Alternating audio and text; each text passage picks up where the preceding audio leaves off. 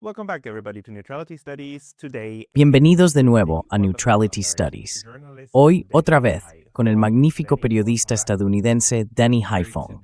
Danny, bienvenido de nuevo. Encantado de volver. Muchas gracias por invitarme. Tienes uno de esos canales de YouTube estupendos que ofrecen constantemente información muy importante sobre las guerras, sobre el imperio estadounidense, sobre lo que pasa dentro y fuera del país. Y recomiendo a todo el mundo que visite tu canal de YouTube bajo tu nombre, Danny Haiphong, por supuesto. Pero hoy quería preguntarte algo más sobre la visión general, sobre el panorama más amplio. ¿Cómo ves la situación en la que se encuentra ahora mismo el imperio estadounidense? Especialmente ahora, estamos hablando el 17 de julio, tu 16 por la tarde, y me da la impresión de que todo este asunto de la guerra con Irán va cada vez peor para Estados Unidos, pero que de algún modo se han quedado sin ideas. Así que simplemente siguen bombardeando un poco más, hasta que ya no más, formó. Thanks again, Pascal. Bueno, gracias de nuevo, Pascal. Es una buena pregunta. ¿En qué estado se encuentra el imperio estadounidense? Porque creo que mucha gente está confundida. Sobre todo porque apareció ese memorando de entendimiento que muchos analistas y comentaristas destacados calificaron como un documento de rendición. Muchos dijeron, con razón, que Estados Unidos había sido derrotado por Irán durante esos 40 días de hostilidades, desde el 28 de febrero hasta principios de abril. Y luego llegó ese memorando, que se suponía que era exactamente lo que decía ser, un memorando de entendimiento, la base para iniciar conversaciones para poner fin a la guerra, no el fin de la guerra, como muchos creyeron erróneamente. Ahora todo eso se ha roto por completo. Así que mucha gente se pregunta, ¿cómo ha podido pasar esto?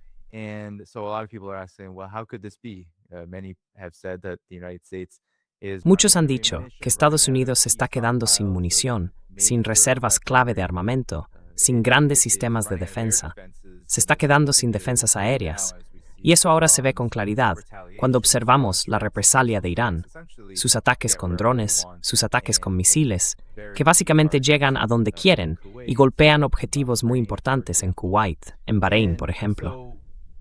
Entonces la pregunta es, ¿cómo podría Estados Unidos seguir haciendo esto? Pues bien, el tema de las reservas que se agotan, el tema de la rendición, o todos esos factores que podríamos analizar para explicar por qué Estados Unidos perdió esta guerra, en realidad no importan demasiado a un imperio que no solo está en un rápido declive, sino que además está controlado por una élite que ve esta guerra como algo existencial para su futuro, para su propia supervivencia.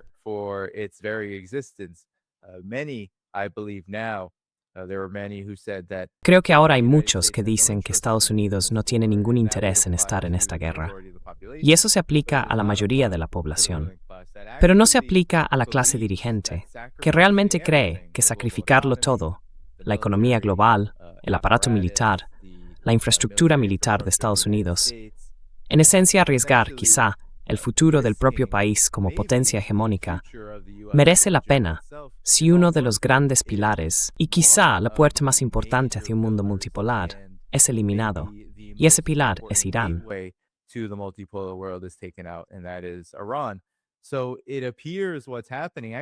Parece que lo que está ocurriendo, en realidad, es que las élites de Estados Unidos están haciendo un cálculo. Van a agotar todas sus reservas. Están dispuestas a arriesgarse a que el precio del petróleo llegue a $200 por barril, a provocar una gran depresión mundial. Quiero decir, una depresión global ya está incorporada en el propio sistema. Eso va a llegar, tarde o temprano. En algún momento habrá una crisis económica. La cuestión es si la guerra con Irán será la chispa que la desencadene. Y eso sería algo históricamente sin precedentes en muchos sentidos.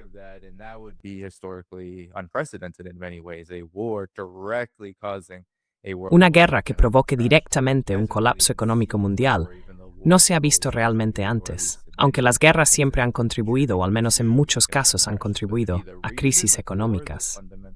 Pero ser la causa, el núcleo, la raíz fundamental de todo eso, es algo muy distinto. Y creo eso es lo que está ocurriendo ahora mismo. Es una apuesta, es un cálculo, Y de hecho pienso, y esto va a ser algo de lo que hablaremos mucho en los próximos meses y años, que el imperio estadounidense se ha visto frenado por Rusia, por Irán. Ahora vemos las noticias sobre China. China es ahora mucho más valorada en todo el mundo que Estados Unidos.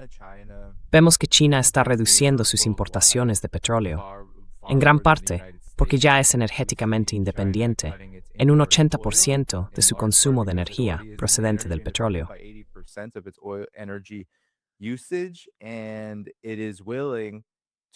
Y está dispuesta a jugar con los mercados del petróleo por sus propios intereses y también por los intereses del mundo. Sus exportaciones están aumentando a nivel internacional, sus exportaciones globales.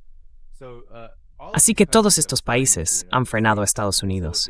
Y lo que creo que Estados Unidos, o mejor dicho, sus élites, han calculado es que necesitan estar en una guerra larga. Empezaron una con Irán y no quieren terminarla, pase lo que pase. Así que esta derrota ahora corre el riesgo de acumularse cada vez más, porque nada de lo que está haciendo Estados Unidos en este momento va a provocar un cambio de régimen en Irán. No va a conseguir que Irán se rinda. Solo está haciendo que la población iraní esté más enfadada. Mientras hablamos, Estados Unidos está atacando puentes en el suroeste, en la costa sur de Irán, a lo largo del estrecho de Hormuz, y ahora está entrando en el terreno de los ataques a infraestructuras.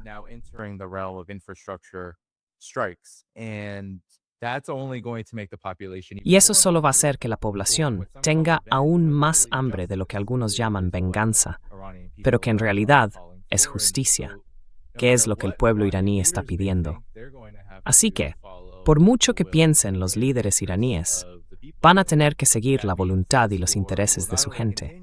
Y eso significa que esta guerra no solo va a continuar, sino que Irán ya ha dicho que ni siquiera ha empezado a mostrar de lo que es capaz en una guerra que para ellos también es existencial. Así que ya no se trata solo de sobrevivir. Se trata de la propia existencia de Irán y de consolidar el estatus que ha conseguido desarrollar en el escenario mundial, con incluso académicos, intelectuales y expertos de primer nivel, calificando a Irán como una cuarta potencia. Pero eso quizá sea engañoso.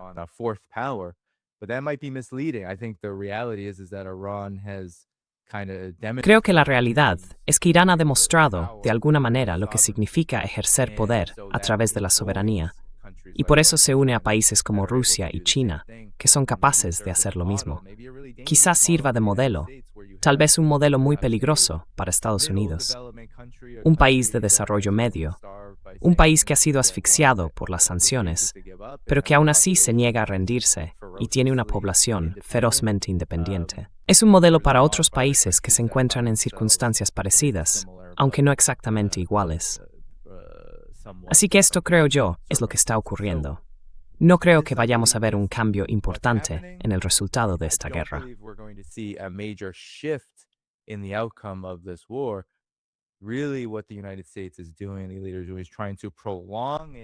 En realidad, lo que están haciendo los Estados Unidos, los líderes intentan alargarlo todo el tiempo para poder seguir apostando por distintos escenarios que llevan tiempo manejando, aunque es muy probable que les salgan mal o que pase una mezcla de ambas cosas. No pinta bien para Estados Unidos en esta guerra, pero muchas veces, sobre todo en las últimas décadas, al imperio estadounidense, a las élites no les importa demasiado ganar o perder. Lo que quieren es que el resultado final de la guerra sirva a sus intereses. Y a corto plazo, ¿qué es lo que de verdad tienen en mente? Es sacar el máximo beneficio posible durante el mayor tiempo posible. Así que hay ese objetivo inmediato de seguir, digamos, creando la justificación para grandes contratos con el complejo militar industrial, porque los van a necesitar ahora que han agotado buena parte de las reservas estadounidenses.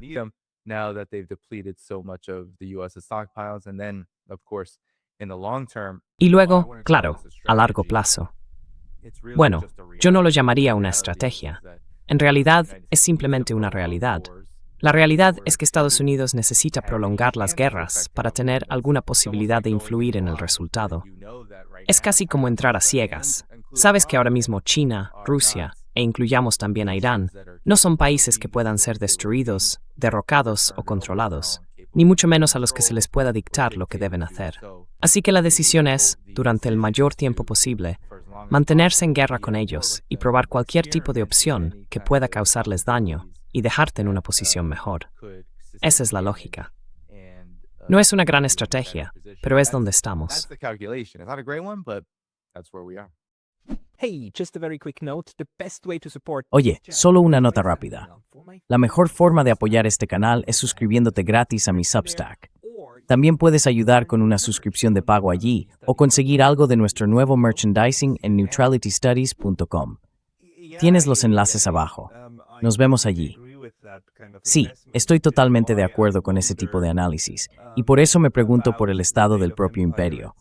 Porque ya sabes, lo que más me ha sorprendido de esta guerra es lo estratégicamente que Irán la está afrontando, y cómo Irán está dispuesto a asumir los ataques que puede detener, pero al mismo tiempo dejar claro que puede golpear cualquier objetivo que quiera en su entorno. Lo único que Irán no ha hecho es construir, primero, un arma nuclear, y segundo, misiles de largo alcance. Así que, en realidad, no amenaza el corazón de Estados Unidos, ¿verdad? No hay forma de que pueda disparar contra Nueva York. Punto.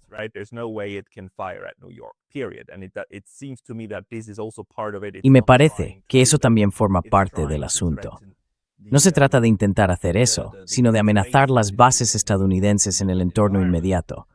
Pero hay algo que han descubierto, y que ahora está cambiando un poco el cálculo, que pueden causar un daño económico real a Estados Unidos a través del estrecho de Hormuz.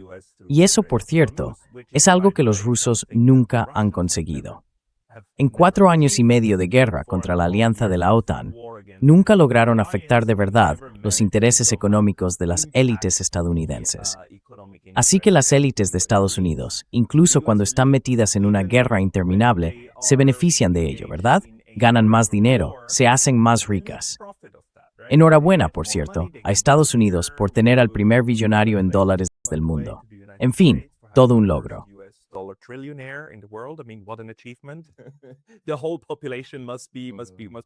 Toda la población debe de estar muy contenta de que la riqueza media haya aumentado sin que nadie haya tenido que quitarle un solo dólar a otra persona.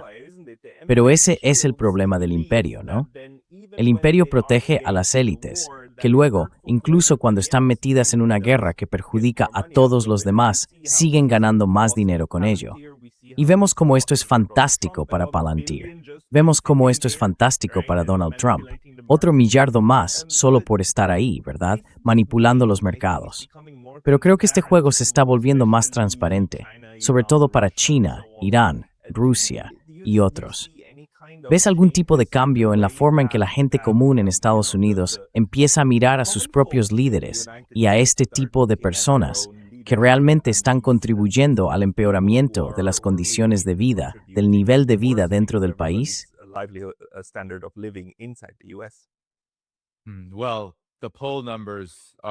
Bueno, las encuestas están mostrando que hay una oposición profunda a lo que Estados Unidos está haciendo en Irán. Claro, parte de eso tiene un componente partidista, en el sentido de que puedes encontrar encuestas donde los votantes republicanos, por ejemplo, apoyan lo que Donald Trump está haciendo en Irán, quizá por un poco más de la mitad, pero el resto de la población. Y hay que recordar que los bloques de votantes en Estados Unidos no representan necesariamente a toda la población, porque en realidad hay muchos más independientes. Creo que hablamos de unos 100 millones de personas que no se identifican con ningún partido o que no están registradas en ninguno. Así que, en esencia, hay un tercio del país que no se tiene en cuenta. Y lo que estamos viendo cuando se encuesta a la población general es que se oponen a lo que está ocurriendo.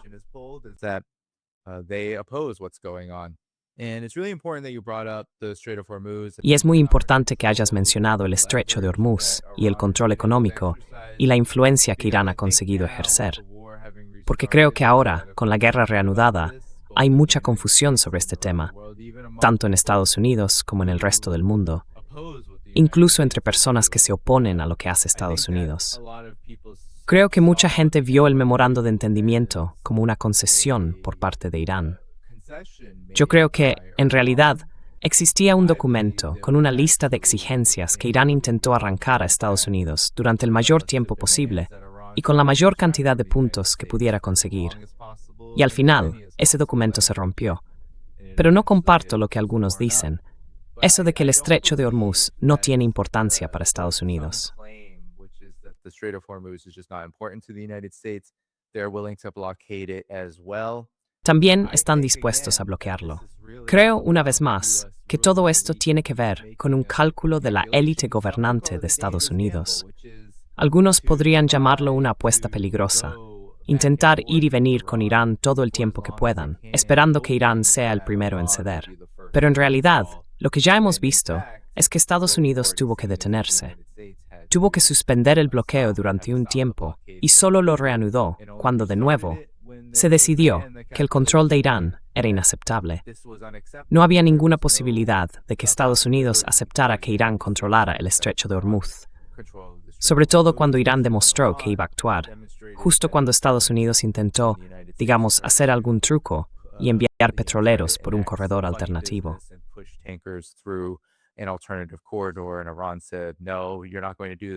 Y entonces Irán dijo, no, no vais a hacer eso. Vamos a seguir atacando estos petroleros hasta que paréis.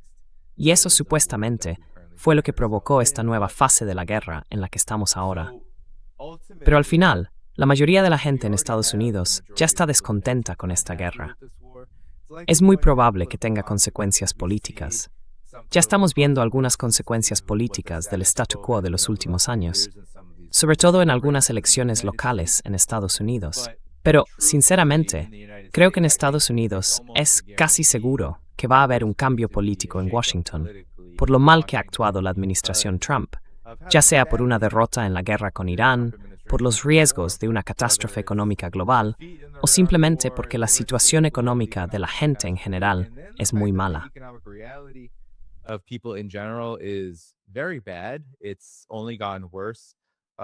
La situación solo ha empeorado. La inflación no ha mejorado. Siguen intentando vender la idea de que sí, pero en realidad ha ido a peor con los aranceles, la guerra comercial con China y por supuesto todo lo que está pasando con Irán, y así sucesivamente. Sí, y así sin parar. Hay tantos ejemplos. Básicamente, cada una de las políticas de la administración Trump ha sido mala para la mayoría y muy buena para sus amigos ricos, los militaristas y gente de ese tipo. Ese es Trump, señor. Trump ha hecho lo que han hecho todos los presidentes de Estados Unidos. Solo que, igual que en su primer mandato, llegó en un momento con unas circunstancias que le permitieron presentar la campaña de otra manera, plantear una trayectoria distinta. Pero al final, ese planteamiento no deja de ser solo eso, una forma de presentarlo. The framing is just a framing. It is not what actually is reality, which is La realidad no es esa. La realidad es que él está sirviendo a las mismas personas a las que sirvieron todos sus predecesores. Así que en cuanto a un cambio real aquí, en Estados Unidos, es difícil decirlo. Porque al final, lo que realmente distingue a Estados Unidos no es solo la propaganda, ni el hecho de decirle a la gente que las cosas no son como son. Es mentirles, confundirles, difundir desinformación y construir relatos que presentan a Estados Unidos como fuerte, poderoso y estable, mientras que Irán es el enemigo, y también Rusia, China y todos esos países. Y aunque parte de eso funciona hasta cierto punto, creo que el mayor problema de Estados Unidos es que tiene quizá la población más desorganizada, más estresada, sobrecargada de trabajo y peor pagada para el nivel de desarrollo que tiene. Underpaid for the level of development that it is. It's supposed to be the richest economy in the world, but Se supone que es la economía más rica del mundo, pero la gran mayoría de la gente gana menos de $30,000 al año, lo cual, en el 99% del país, es demasiado poco para vivir y cubrir las necesidades básicas. Así que, cuando la mayoría de la población está endeudada y no puede pensar en otra cosa que en lo que va a poner en la mesa al día siguiente, o si podrá seguir viviendo donde está, o si acabará en la calle, o si podrá pagar la deuda antes de que el banco le quite la casa, o el coche, o lo que sea, entonces es muy difícil que la gente en Estados Unidos se concentre en algo como impedir que su propio gobierno emprenda un conflicto catastrófico, quizá absolutamente peligroso, y tal vez incluso nuclear, con esas potencias emergentes del este. Creo que ese es el gran obstáculo que tenemos delante. I think that's the big impediment in the way, but nonetheless, Aún así, el imperio estadounidense está creando todas las condiciones para que la gente, tanto en Estados Unidos como en el resto del mundo, empiece a buscar algo diferente y lo haga rápido. Porque, al final, ya sabes, da igual si la gente en Estados Unidos se moviliza o no, la tendencia sigue su curso. Así que, tarde o temprano, Estados Unidos va a tener que enfrentarse a sí mismo, porque el resto del mundo está mirando hacia China. Dicen que China es un lugar y un país mucho más favorable para hacer negocios, para mantener relaciones, para confiar en este mundo multipolar. Los pilares de Rusia e Irán se han consolidado y siguen consolidándose con victorias militares que van a inspirar a personas en todo el mundo y que ya están teniendo un gran impacto, sobre todo si hablamos, por ejemplo, de la caída en desgracia que ha tenido Israel en la opinión pública global.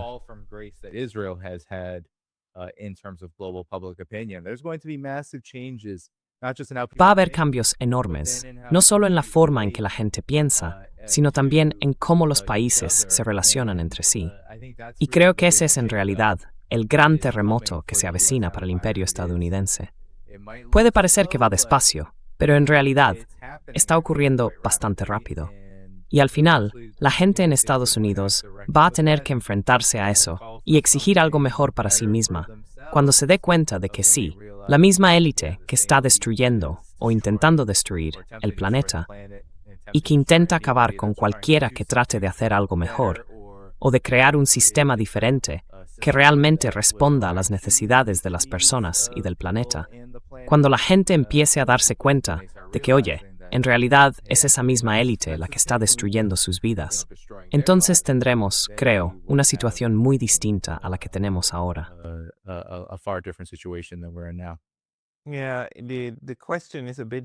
Sí, la cuestión es un poco cuánto tiempo tardará esto en filtrarse de verdad. Pero me resulta bastante fascinante que en este momento, a pesar de las guerras que están ocurriendo, estemos viendo este tipo de cambios que no parecen desaparecer.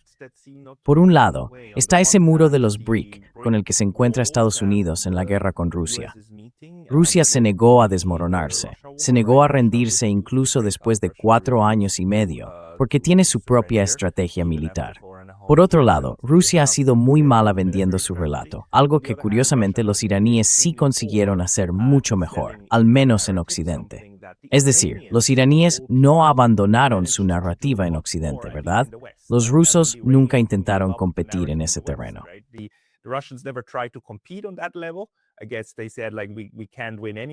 Supongo que dijeron algo así como, total, no podemos ganar de todas formas, ¿para qué intentarlo?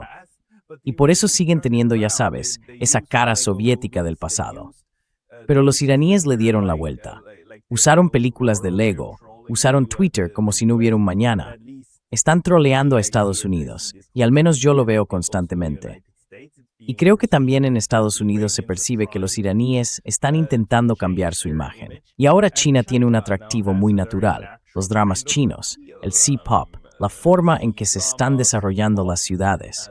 Y creo que incluso en Estados Unidos y en Europa empieza a calar la idea de que China es una sociedad realmente moderna en gran parte del país, ¿verdad?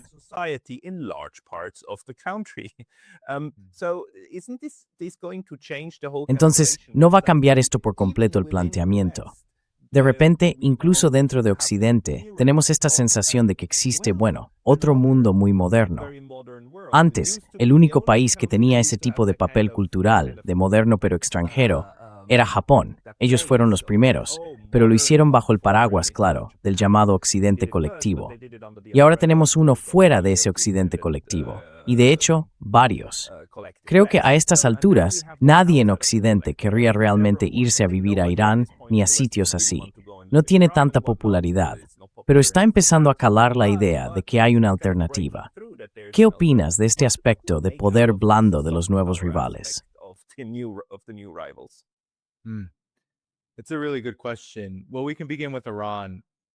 Es una muy buena pregunta. Bueno, podemos empezar por Irán. Creo que todo esto comenzó con la primera puesta en marcha de la Operación Promesa Verdadera, cuando Israel fue realmente el instigador que empujó a Irán a mostrar sus capacidades con misiles. Y en muchos aspectos, Irán se contuvo. Todo el mundo multipolar mantiene una postura de autodefensa y de no intervención. Y ya sabes, está realmente en contra de la guerra y desea, de verdad, que la guerra se desaparezca por completo.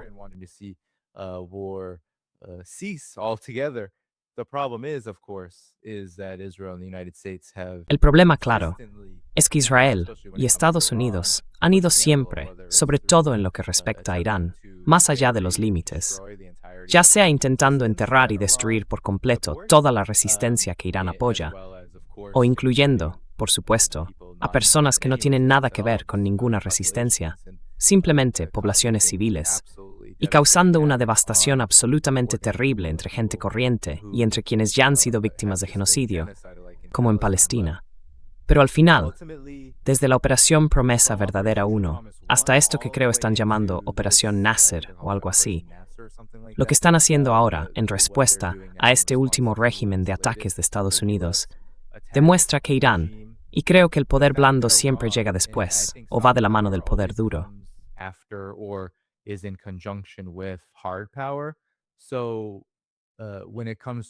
Así que, cuando hablamos de Irán, el hecho de que haya sido capaz de mantenerse firme varias veces ya, no solo 2, 3 o 4 veces en el último año, o un poco más desde la Guerra de los 12 días, sino desde la Operación Promesa Verdadera, allá por el 2024, demuestra algo importante. Todo este periodo, que culmina con esas 2 grandes guerras, los 40 días con Estados Unidos e Israel, y luego, claro, la Guerra de los 12 días en junio de 2025, mostró al mundo que Irán tiene la capacidad de plantar cara a Estados Unidos e Israel. Y eso, pese a que ambos afirman ser las fuerzas más poderosas, no solo de la región, sino del mundo. Trump te lo repite cada día, que Estados Unidos tiene el ejército más poderoso del planeta. Pero aún así, parece que no pueden hacer nada con ese poder. No consiguen derrocar a Irán.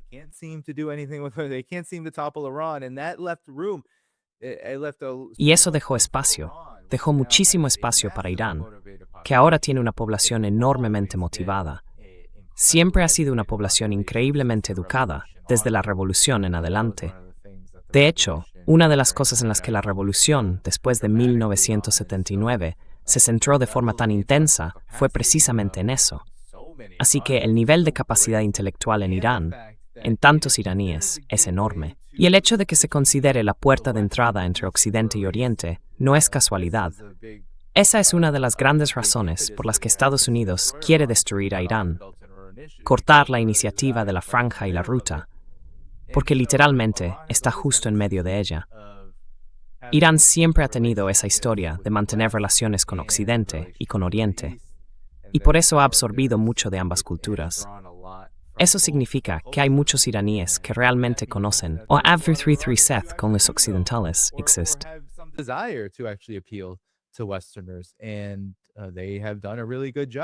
Y han hecho un trabajo realmente bueno con todo esto, con ese espacio, con esa motivación, con esa moral, con toda esa energía que surge cuando estás bajo ataque y tienes que hacer todo lo posible por ganar la guerra. Sí, hemos visto un aumento enorme en la capacidad de los iraníes de a pie para enviar un mensaje al resto del mundo diciendo, mirad, esta es la realidad, esto es lo que tenemos que hacer.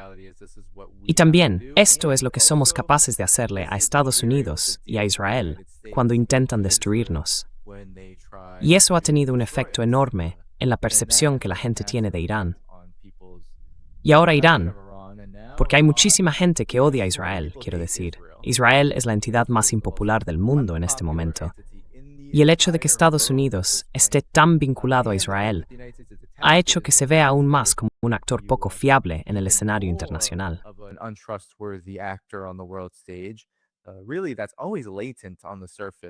En realidad, eso siempre está ahí, latente, justo bajo la superficie.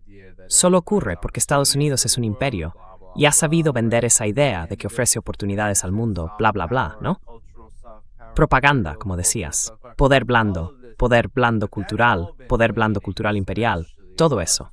Pero todo eso ha ido decayendo, sobre todo en los últimos 25 años, desde la caída de la Unión Soviética. Ha ido reduciéndose, marchitándose. Now Iran is in this place 2026 El año 2026 resulta ser el momento perfecto para que un país como Irán pueda, por un lado, contraatacar con éxito a Estados Unidos y, por otro, demostrar al mundo que es capaz de hacerlo. Eso por un lado. Y luego están Rusia y China, que son dos casos muy interesantes. En el caso de Rusia y Estados Unidos, tenemos toda una historia enorme y un legado mundial de la Guerra Fría, con todas las cosas terribles que se dijeron sobre la Unión Soviética y sobre Rusia en general. Además, existe un enorme aparato de propaganda que se ha seguido aprovechando incluso recientemente. Por ejemplo, el caso del llamado Russiagate. Aquello fue, en realidad, un ataque propio de la Guerra Fría contra los pensadores independientes, contra los activistas, contra cualquiera que intentara crear medios de comunicación independientes, y también un ataque directo contra la Persia.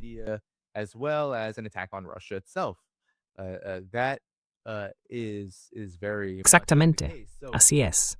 El hecho de que Rusia, sin centrarse en absoluto, porque toda su atención ha estado en el conflicto, en la guerra, en estabilizar la economía, no se haya dedicado a crear una especie de aparato de propaganda para convencer a los occidentales o al resto del mundo de que está ganando el conflicto, es muy significativo.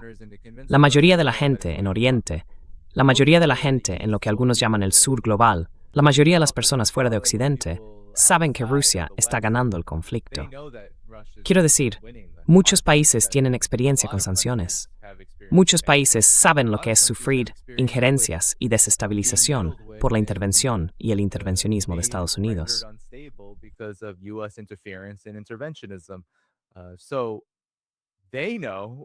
Así que ellos saben, la gente que está viendo esto lo sabe, cómo se ve cuando Estados Unidos y la OTAN tienen éxito, o éxito entre comillas, en una guerra. Es decir, cuando en realidad destruyen un país y lo desestabilizan, cuando todo está fallando. Y la mayoría ve que está fallando. Y entonces, Rusia, de nuevo con su poder duro, ha dejado las sanciones completamente y absolutamente humilladas en muchos sentidos, y también humillado militarmente, dejando a la OTAN totalmente agotada. Europa parece peor que un tigre de papel. En realidad, parece un trozo de papel arrugado, si hablamos de su capacidad militar y de su desarrollo económico. Y todo esto lo ha hecho Rusia. Rusia lo ha dejado al descubierto. Y no hay nada que Estados Unidos ni Occidente puedan hacer al respecto.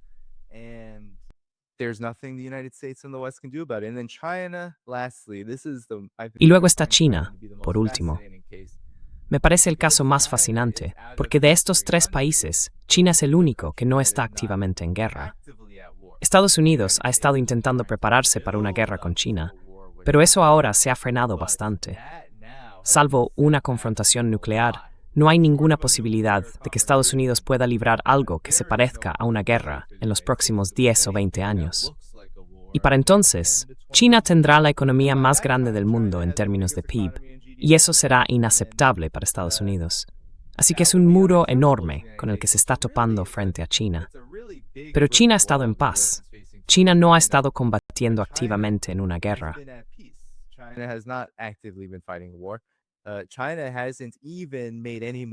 China ni siquiera ha hecho ningún movimiento sobre Taiwán, ni sobre la región que la rodea, una zona que está militarizada con armas estadounidenses apuntando hacia China.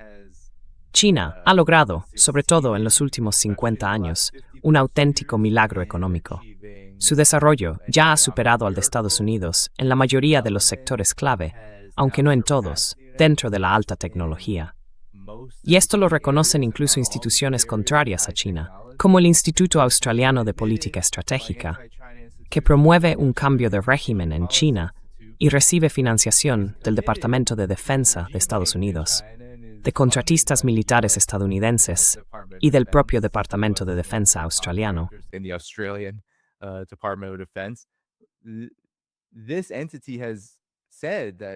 Esta entidad ha dicho que China lidera más del 90% de toda la alta tecnología.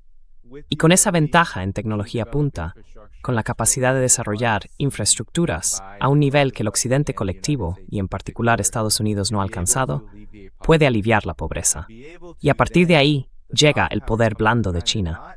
No tanto en el ámbito de la información, porque China en realidad no se centra en eso, Mantiene todo completamente público y bajo control estatal. No tiene ningún interés en fomentar un sector mediático privado donde la gente diga y haga lo que quiera. Y quizá eso podría tener algunos beneficios, China.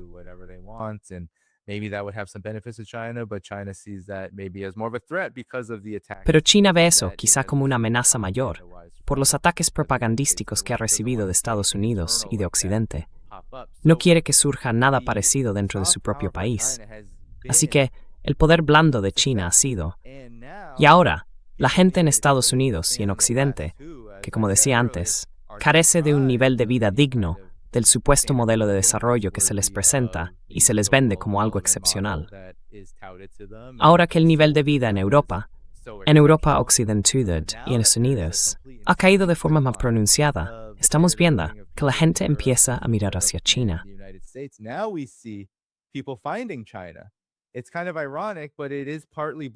Es un poco irónico, pero en parte es una reacción al hecho de que solo hemos escuchado China es mala, China es malvada, China es... Ya sabes, hoy creo que Trump va a decir algo como China robó las elecciones de 2020 para Biden. Siempre lo mismo, ¿no? Que China hace todo mal, que China es una potencia militar agresiva, que practica una diplomacia de trampa de deuda con el sur global, y así una y otra vez. Simplemente, China es mala. Nos lo han repetido una y otra vez, Pascal. Y ahora la gente dice, qué curioso. Pero también escuchan que China está creciendo económicamente y que rivaliza con Estados Unidos. Así que ahora la gente quiere verlo, y va. Y al ir, se da cuenta de que en realidad China es un lugar bastante pacífico.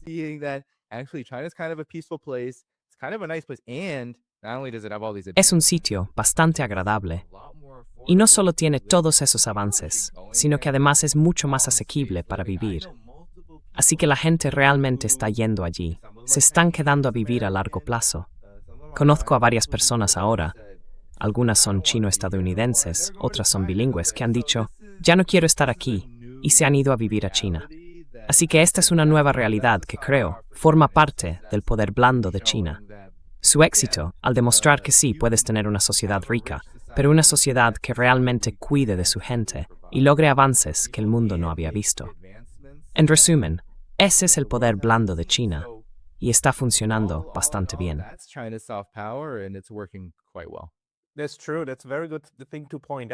Es cierto, es un buen punto. No está intentando competir activamente, solo quiere hacerlo mejor y realmente ofrecer algo a la gente, y eso de alguna forma acaba extendiéndose. Va a ser muy interesante ver cómo reaccionan Estados Unidos y Europa cuando la gente vuelva de Shanghái y diga, oye, nos habéis estado diciendo que nuestro sistema es mucho mejor que el suyo, que el nuestro es más próspero, más humano y todo eso. Pero ellos tienen seguridad social, tienen cobertura sanitaria, tienen coches eléctricos, tienen Shanghái. ¿Podríamos tener nosotros un Shanghái? ¿Por qué no podemos tener uno? Es como, a ver, en algún momento la gente querrá un poco de explicación. Claro, la respuesta será, porque China es malvada, porque oprime a todo el mundo y porque todo está construido sobre la sangre de los uigures. Y luego, bueno, tú has estado informando sobre Xinjiang, y quiero decir, es como todo un mundo de fantasía que ha funcionado durante al menos 50, si no 100 años en Occidente.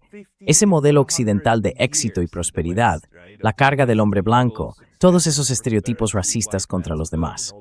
Ahora se están desmoronando porque el resto del mundo está alcanzando Occidente e incluso avanzando más. Y eso, probablemente, es una de las mayores amenazas que, en mi opinión, el Occidente colectivo no puede. De hecho, ya ha perdido esa batalla.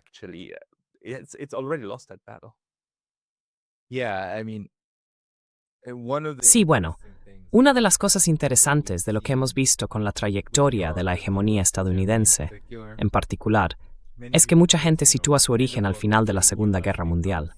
Estados Unidos se convierte en el imperio indiscutible, en la superpotencia indiscutible, ¿verdad? Y luego, de repente, en 1991, Estados Unidos no solo es supuestamente la superpotencia indiscutible, sino que además supuestamente no tiene ningún rival, porque cayó la Unión Soviética.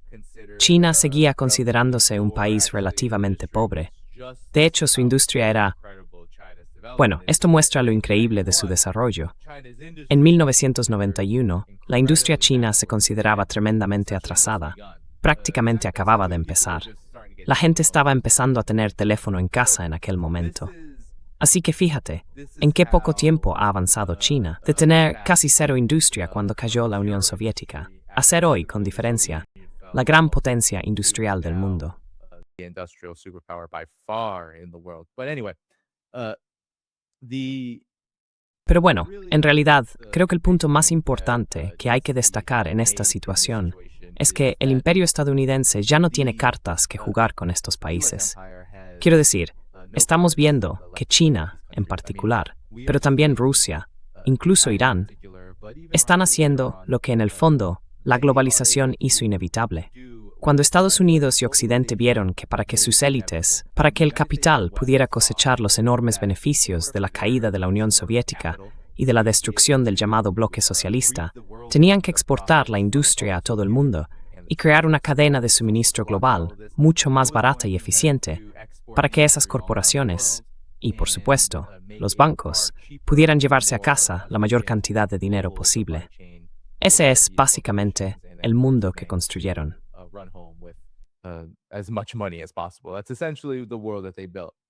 The problem is they always underestimate the fact that El problema es que siempre subestiman el hecho de que tarde o temprano la gente va a querer beneficiarse de su propia capacidad productiva.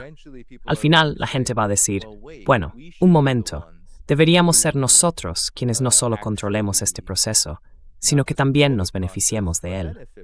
Y el gran error, uno que en cierto modo era inevitable, porque Estados Unidos quería normalizar relaciones con China para intentar abrir una brecha entre China y la Unión Soviética. Pero aún así, acabó siendo un gran error. Y no fue tanto la inversión estadounidense en sí, sino el precedente que sentó esa normalización con China en aquel momento histórico, en los años 70.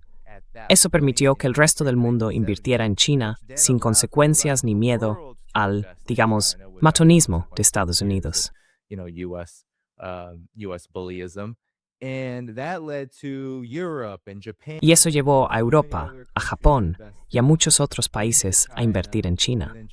Pero China ya tenía un modelo que decía, no vamos a dejar que simplemente os aprovechéis de nuestra mano de obra barata, porque hemos sido pobres durante mucho tiempo. Vamos a sacar provecho de esto. Vamos a exigir poder aprender a hacerlo nosotros mismos. Y no solo vamos a aprender a hacerlo, sino que quizá lo hagamos incluso mejor, con nuestro propio dinero, nuestro propio desarrollo, nuestras propias empresas y nuestras entidades estatales y privadas. Y eso es exactamente lo que ha ocurrido.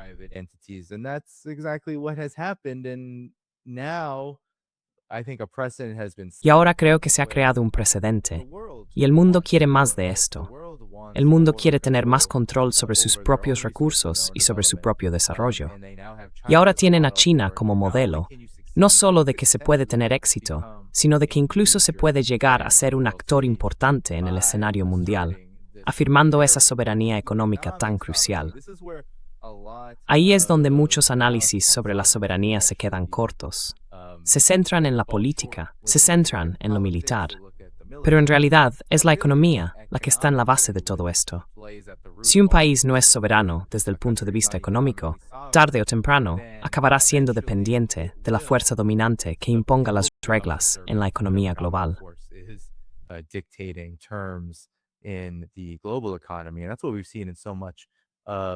Y eso es lo que hemos visto en tantos de esos países nominalmente independientes, los llamados países independientes del mundo que antes fue colonizado. La mayoría acabaron convirtiéndose en países sumisos, en estados vasallos, en neocolonias obedientes. Lo vemos por toda la región del Golfo. Eso lo que está llevando a la represalia de Irán. En el fondo, son básicamente bases militares de Estados Unidos. Y en América Latina, en África y en buena parte de Asia pasa lo mismo. El problema de cómo lograr ser más independientes cuando durante tanto tiempo han estado asfixiados económicamente por un sistema financiero mundial dominado por Estados Unidos.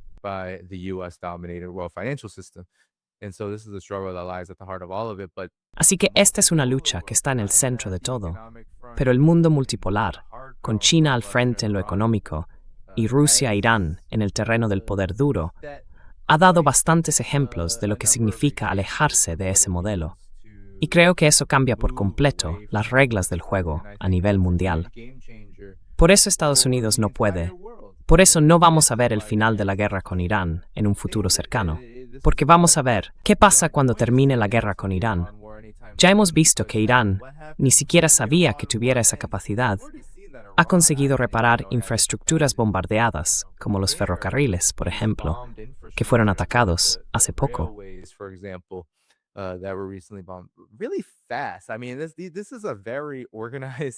Quiero decir, esta es una sociedad muy organizada, que va a recuperarse mucho más rápido que, digamos, Afganistán o Irak, después de todo el daño que sufrió por la guerra de Estados Unidos. El tema de la soberanía es realmente importante, y permitir que Irán salga de esta guerra con todo ese margen para reconstruirse, con nueva influencia sobre el estrecho de Hormuz y con su arsenal militar intacto, que ha demostrado ser capaz de frenar a Estados Unidos e Israel en sus objetivos. Eso es todo un ejemplo.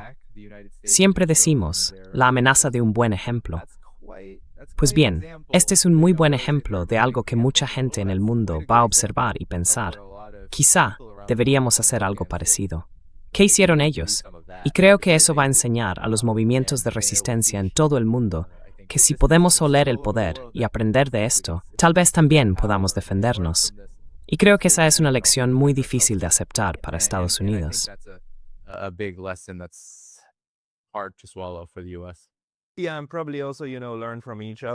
Sí, y probablemente también, ya sabes, aprender unos de otros. Rusia de Irán, Irán de Rusia, todos de China y China otra vez también de Irán.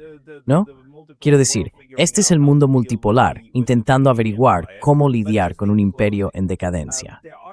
Pero para terminar, todavía hay un par de cosas que creo que Occidente aún tiene a su favor. Y bueno, quizá para acabar con una nota positiva, si imaginamos un futuro en el que realmente exista una paz multipolar, de una forma u otra, ¿en qué crees tú que Occidente sigue destacando y que podría aportar al sistema?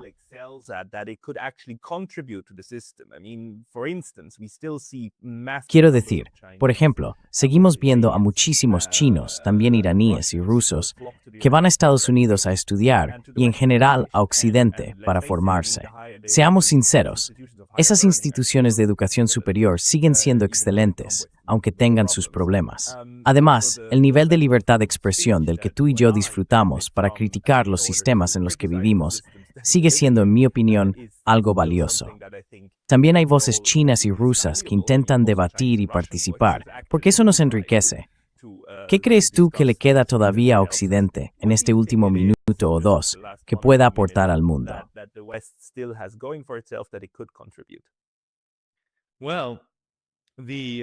Bueno, creo que la contradicción, interesante, la que siempre está en el fondo, y que además es muy difícil de conciliar, es que Occidente, como proyecto, algunos lo llaman un proyecto civilizatorio, muchas veces ese mismo proyecto civilizatorio ha sido en realidad anticivilización. Muy poco civilizado. Sí, muy poco civilizado. Pero el nivel de desarrollo que han alcanzado Estados Unidos y Occidente, creo que gran parte de eso se está deteriorando ahora, aunque todavía queda algo intacto, plantea, ya sabes, una pregunta de siempre, ¿no? ¿Qué pasa después de que un imperio es derrotado? Nos lo hemos preguntado todos los años. Movimientos de independencia, todos. China, todo el mundo ha debatido esta cuestión. ¿Qué hacemos con lo que Estados Unidos y Occidente nos han dejado? En el caso del mundo, Estados Unidos y Occidente siguen ahí.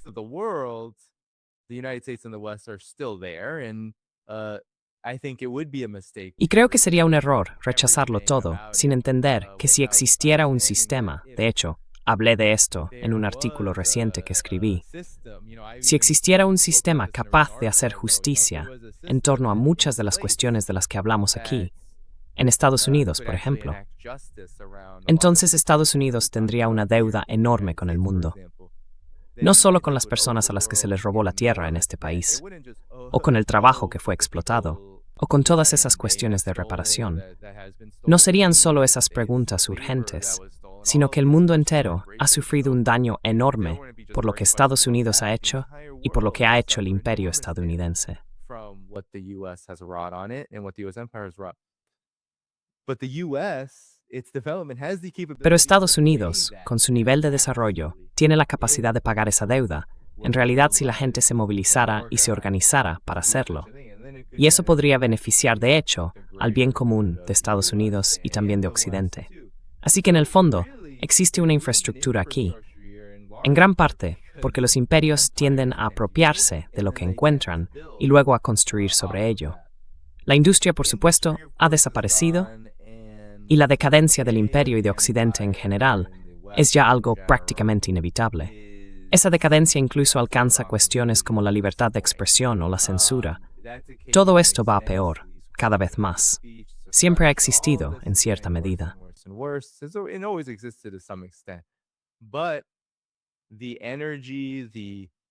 Pero la energía, ese impulso que llevó a la gente en Estados Unidos y en Occidente a, como decías, formarse, mejorar sus condiciones de vida, todo eso se puede redirigir hacia algo mucho mejor.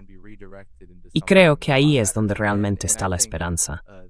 En que, si dejamos atrás la arrogancia imperial y esa idea de que somos superiores a los demás, y entendemos que en realidad tenemos que convivir en un mundo con todos los demás, sin importar el tipo de sistema o modelo que quieran construir, entonces podremos centrarnos en nosotros mismos y de verdad avanzar, mejorar y aplicar la justicia en aquellos ámbitos donde las contradicciones no se pueden reconciliar.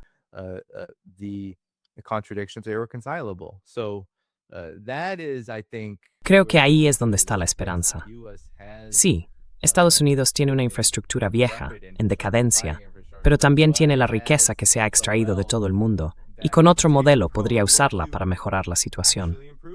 Además, como el sistema financiero internacional literalmente acumula, roba y vuelve a acumular la riqueza del resto del planeta, tiene esa capacidad. Mañana mismo, por ejemplo, Estados Unidos podría compensar a Venezuela por todos los daños que le ha causado, literalmente, con el oro que está, creo, en las reservas británicas, los bancos británicos, y así sucesivamente. Hay muchísimos ejemplos de cosas que podrían hacerse de inmediato. Y la verdad, con la riqueza que existe con todo ese dinero ficticio, antes mencionabas al billonario Elon Musk.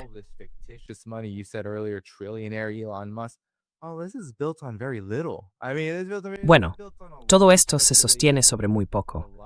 Quiero decir, se basa en mucha especulación, mucho blanqueo de dinero, mucho juego y financiación de Wall Street, y todo ese tipo de cosas. Pero podríamos redirigir eso y convertirlo en capacidad productiva muy rápido, si tuviéramos un sistema que lo permitiera y que facilitara hacerlo. Ahora mismo en Estados Unidos, en Occidente, no tenemos eso. Lo que tenemos son saqueadores, parásitos y gente que solo quiere hacerse lo más rica y poderosa posible a costa de los demás. Y ahí es precisamente donde las cosas tienen que cambiar. La verdad es que gran parte de la historia, gran parte de, bueno, ya sabes, es difícil para Estados Unidos. Es difícil.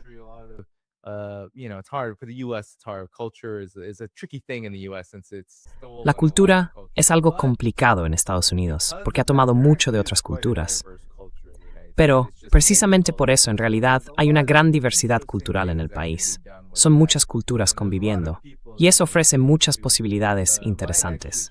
Además, hay mucha gente en Estados Unidos que quizás se sienta más identificada con personas de otras partes del mundo que con, digamos, su propia élite gobernante.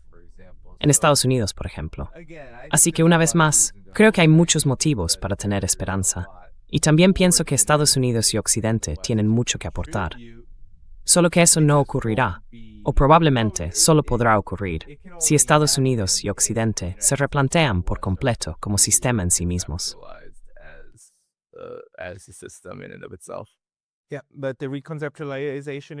Sí, pero esa reconceptualización está en camino. Es algo casi inevitable. Y sinceramente tengo ganas de ver ese Occidente poscolonial y posimperial, todo el conjunto. Quizá un Occidente integrado con el este, el norte y el sur. ¿No sería bonito? Creo que vamos hacia eso. Y tu canal, Benny Haiphong, en YouTube, también en varios idiomas, nos está ayudando en ese sentido. Así que gracias por tu trabajo, Benny. ¿Hay algún otro sitio donde la gente pueda encontrar tu trabajo? Sure, you can follow me. You can find me on Claro. Substack. I've been Bueno, writing podéis for seguirme, podéis encontrarme en there, Substack. Chronicles He of estado Haiphong. escribiendo algunos You artículos search por Danny ahí. Haiphong Se llama Substack. Chronicles of Haiphong. Solo tenéis que buscar Danny Haiphong Substack. También estoy en X. Podéis buscar mi nombre allí. Creo que el usuario es Geopolitics Haiphong. Pero en realidad, YouTube es el mejor sitio y desde ahí podéis acceder a todos los demás. Así que sí, muchas gracias. Y gracias también por el trabajo que haces, Pascal. Neutrality Studies es un pilar fundamental dentro de los medios alternativos e independientes que tratan estos temas globales tan urgentes. On these pressing global matters. Thank you for that. Gracias por eso. Seguimos adelante. Todo el mundo, echad un vistazo a Danny Haiphong, buscadlo en Google y suscribíos a su canal. Danny, muchísimas gracias por tu tiempo hoy. Thank you so much for your time today. Gracias.